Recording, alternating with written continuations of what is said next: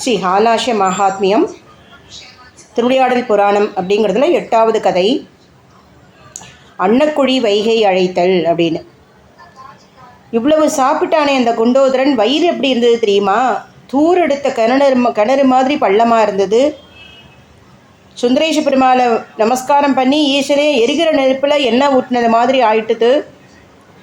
இப்போது சாப்பிட்ட அல்ப உணவு, இன்னும் எனக்கு உணவு பத்தலை அப்படின்னு கேட்டுண்டானான். அவன் சாப்பிட்டது அல்ப உணவா? மீனாட்சி தேவி வியப்பை அடைகிறான்.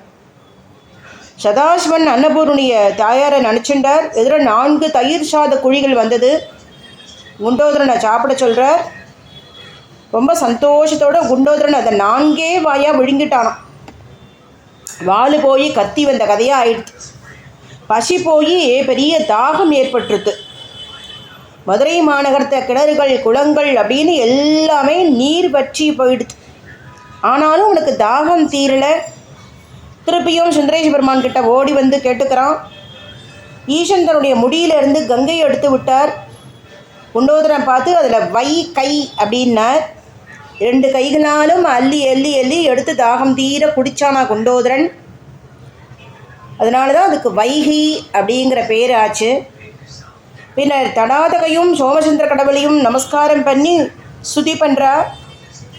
இந்த 8ஆம் திருவிளையாடல் புராணை யார் ஒருத்தர் பக்தியோடு தினமும் படிக்கிறாளோ கேட்கிறாளோ அவளுக்கு பசி தாகம் அப்படிங்கிற தொல்லைகள் வராது. ஒரு முறை வைகையில் யார் ஒருத்தர் ஸ்நானம் பண்ணுறாலோ அவள் சம்சார சாகரம் அப்படிங்கிறத கடக்கிறதுக்கு சுந்தரேஷ பெருமாள் அனுகிரகம் பண்ணுவார். வைகைக்கு சிவகங்கை வேகவதி விளம்பியதை, அதாவது மெதுவாக போகிறது, கிருதமாலா, சிவஜான நதி அப்படின்னு சிறப்பு பெயர்கள்லாம் உண்டு.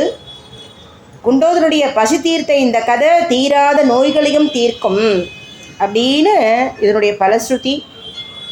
வை கை அப்படின்னு ஈசன் அதுக்கு பெயர் வச்சதுனால இந்த நதிக்கு வைகை அப்படின்னு பேர். இந்த கதையை படிக்கிறவாளுக்கு பல புண்ணிய நதிகளில் ஸ்நானம் பண்ண பலன் கிடைக்கும். தென்னாருடைய சிவனே போற்றி, எந்நாட்டவர்க்கும் இறைவா போற்றி. திருச்சிற்றம்பலம்.